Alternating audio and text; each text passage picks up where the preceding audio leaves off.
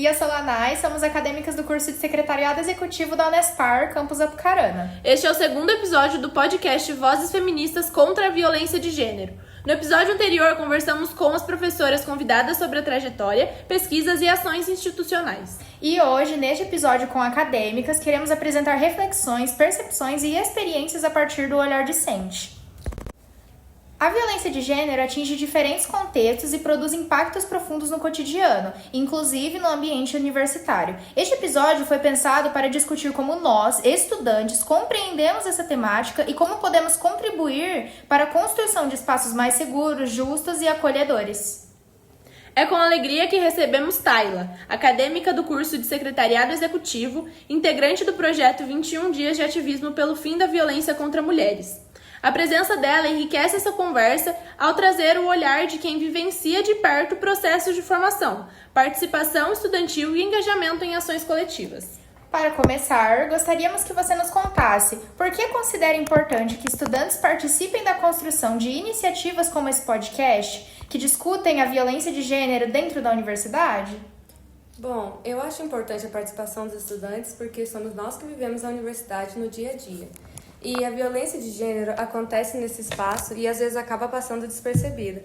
Então, quando os estudantes criam iniciativas como este podcast, nós damos visibilidade ao problema, o que fortalece a escuta e ajuda a construir um ambiente mais seguro para todos. Obrigada pela sua contribuição. A sua fala nos ajuda a compreender como a participação discente fortalece a comunidade. Agora, gostaríamos de ampliar esse diálogo ouvindo percepções das nossas colegas que também fazem parte deste episódio. Também contamos com a participação das acadêmicas do curso de Serviço Social Stephanie Borges, Mariana Ricardo e Rafaela Sófica. Elas são colaboradoras das ações do projeto 21 Dias de Ativismo e também compõem o coletivo de mulheres da Unespar, campus de Apucarana. A presença de vocês enriquece muito essa conversa, pois amplia nosso entendimento sobre responsabilidade coletiva e sobre o caminho possível para construir ambientes universitários mais seguros, atentos e comprometidos com a equidade. As acadêmicas responderão as perguntas simultaneamente. E agora queremos ouvir vocês, meninas. Como vocês entendem o papel das e dos colegas na criação de um ambiente universitário mais seguro? O que cada estudante pode fazer, mesmo em ações aparentemente pequenas? Um ambiente seguro, eu acho que ele é construído todo dia no cotidiano, nas pequenas atitudes. Na escuta, nos pequenos gestos. É importante respeitar. Estabelecer um ambiente onde fica seguro você compartilhar suas experiências, sabendo que você não vai ser julgado, que você não vai ser humilhado. Além de um ambiente que a gente está aqui para aprender, para estudar, a gente aprende muito também com o convívio com nossos colegas.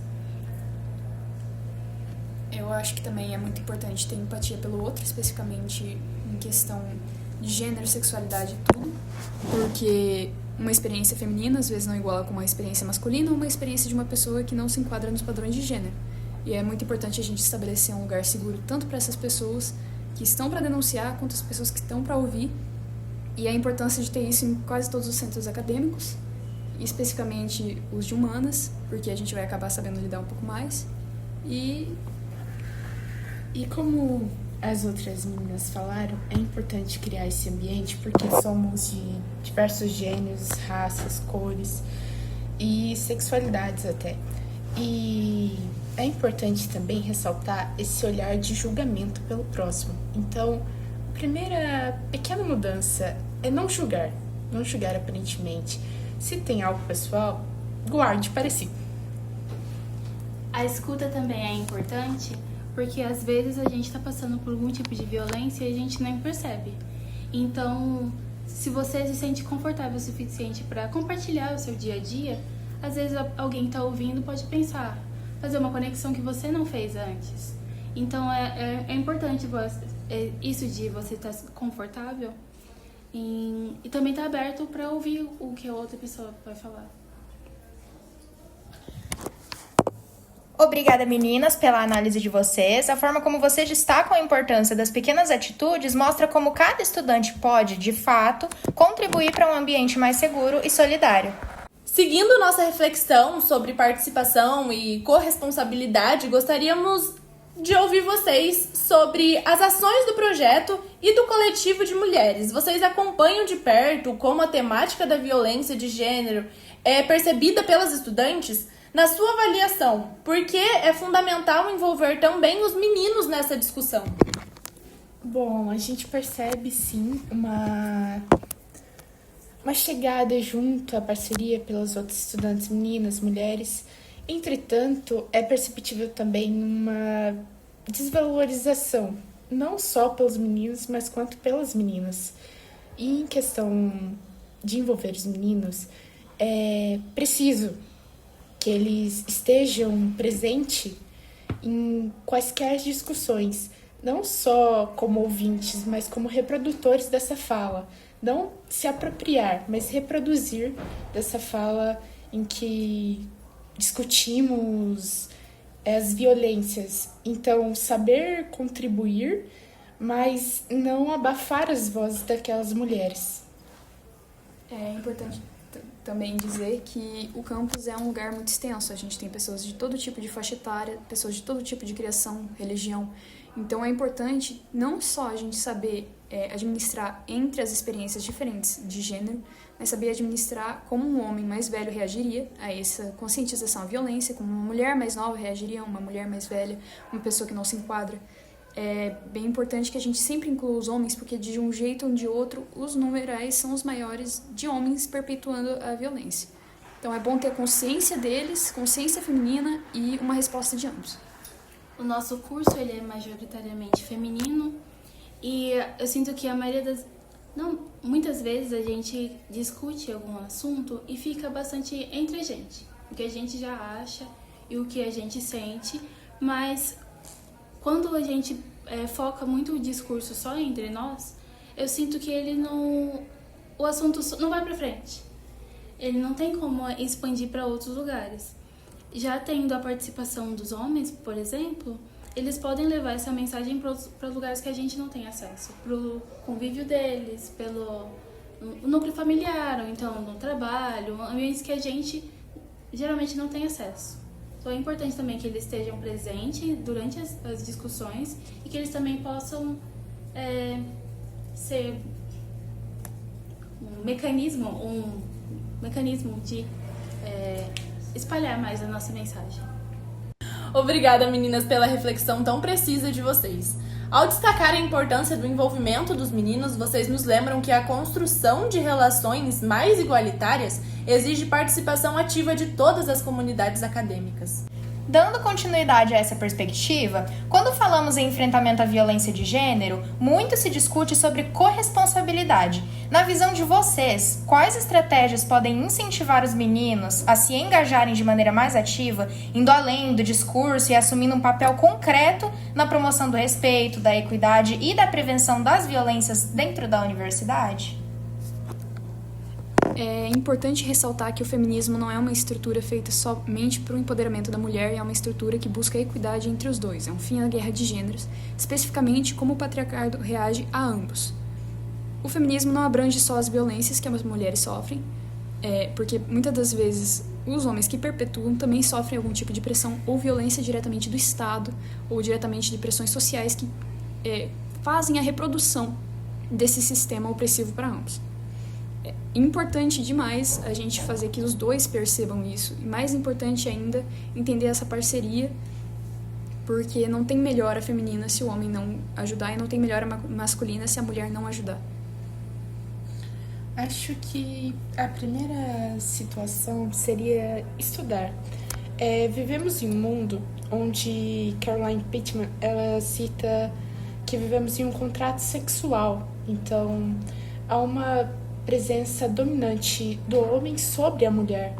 E é importante ressaltar que são derivadas ações, são usadas até da religião ao dever de casa, à prostituição. Então a mulher sempre, nesse quesito, é colocada como submissa. E então, em primeira instância, eles precisam estudar para depois começar a falar algo. Para começar em pequenos papéis, em pequenos discursos, em pequena promoção. Assim, pode se tornar uma propriedade relevante. Eu acho que é importante também a gente cobrar. E começa pelos os homens que estão dentro do nosso convívio familiar, amigos, no trabalho. Porque eu sinto, pelo menos eu sinto que é muito mais confortável eu só guardo minha opinião pra mim mesmo, já me resguardando de algum tipo de violência. Mas, de certa forma, isso eu acho que até meio que é confortável pra eles não participarem, não debaterem, não pensarem, porque também, a gente deixa pra lá. Mas não, principalmente no ambiente acadêmico, eu acho interessante cobrar, exigir a participação dentro das discussões e também nas atitudes. Acho que um adendo eu colocaria como eles devem agir com vítimas de violência sexual. Porque, tipo assim, não adianta você ouvir, comentar com seu coleguinha e falar que não ouviu e não fazer nada. Primeiramente, tentar acolher vítimas. Já é difícil por ser do sexo masculino. Imagino, para a mulher seja desconfortável, seja mais fácil falar com outra mulher. Mesmo assim, é necessário que eles tentem acolher essa mulher para poder possivelmente levar a algo ou pelo menos tentar fazer um ambiente acolhedor ali. E eu acho que, finalizando, eu acho que seria muito interessante a gente levar essas considerações não só adiante para homens já grandes, e sim levar para todos os homens que a gente tem contato, até as crianças. Porque muita da criação que a gente tem vem de casa, de um jeito ou de outro. Se um garoto presencia violência, ele pode acabar achando que é normal. É muito interessante a gente ir atrás, desmistificar isso, pra gente conseguir desmistificar todo esse trauma coletivo que é um homem tratando, relatando e observando o que acontece com uma mulher. Homens querendo dizer sobre o direito de abortar ou não, homens querendo dizer sobre a penalidade do estupro ou não. Tem umas áreas que eu, pessoalmente, acredito que mulheres deviam tomar cuidado, como mulheres vítimas de abuso por homem, como mulheres que precisam de uma atenção que apenas uma mulher conseguiria sentir empatia, porque é uma situação majoritariamente feminina. Mas é interessante a gente trazer essa visão para eles também. Muito obrigada, meninas. A análise de vocês foi muito esclarecedora. Ao destacar caminhos concretos para envolver os meninos nesse debate, vocês reforçam a ideia de que a mudança só acontece quando todos se comprometem com atitudes responsáveis e transformadoras. Está aqui com a gente também a Caroline Freitas, acadêmica do curso de Secretariado Executivo, que participa das ações dos 21 dias de ativismo. Ela acompanha de perto as discussões com os estudantes e traz um olhar muito importante sobre a prevenção, respeito e direito das mulheres. Na sua opinião, por que é importante que estudantes conheçam melhor o tema da violência de gênero e saibam identificar situações que possam gerar desconforto ou insegurança no ambiente acadêmico? É importante porque quando você conhece a respeito dessas violências, você consegue prever esse tipo de conduta, você consegue identificar quando essas condutas estão ocorrendo. A compreensão dos diferentes tipos de violência, como por exemplo física, psicológica, moral, sexual, permite reconhecer quando um comportamento está ultrapassando os limites do respeito e quando esse comportamento pode gerar desconforto, riscos ou inseguranças. Além disso, identificar essas situações fortalece a nossa capacidade de agir de forma assertiva e buscar apoio, contribuindo assim para um ambiente mais seguro, inclusivo e respeitoso. Obrigada por sua reflexão. Ela destaca uma dimensão importante do conhecimento e da prevenção. O que cada uma de vocês acredita que podemos cultivar no cotidiano universitário para fortalecer relações mais respeitosas, acolhedoras e livres de qualquer forma de violência? Eu acredito que podemos cultivar pequenas atitudes diárias que podem transformar o ambiente. Coisas como praticar a escuta ativa, não minimizar relatos de violência, uma coisa que já via acontecendo não só no cotidiano universitário, e apoiar quem procura ajuda. Quando a gente cria um espaço onde as pessoas se sentem seguras para falar, para ser quem são e para pedir apoio sem medo de julgamento, estamos fortalecendo relações mais humanas, mais acolhedoras e livres de violência. São gestos simples, mas que constroem uma cultura de cuidado e responsabilidade coletiva. Obrigada, Tayla. A sua perspectiva traz elementos importantes para pensarmos o cotidiano universitário. E agora, queremos ouvir a Caroline. O que você acrescentaria a essa ideia de construir relações mais saudáveis dentro da universidade? Eu acredito que a minha resposta ela é mais um complemento do que a Tayla já tinha comentado, porque quando você promove a escuta ativa diante das experiências das outras pessoas, você estimula a empatia.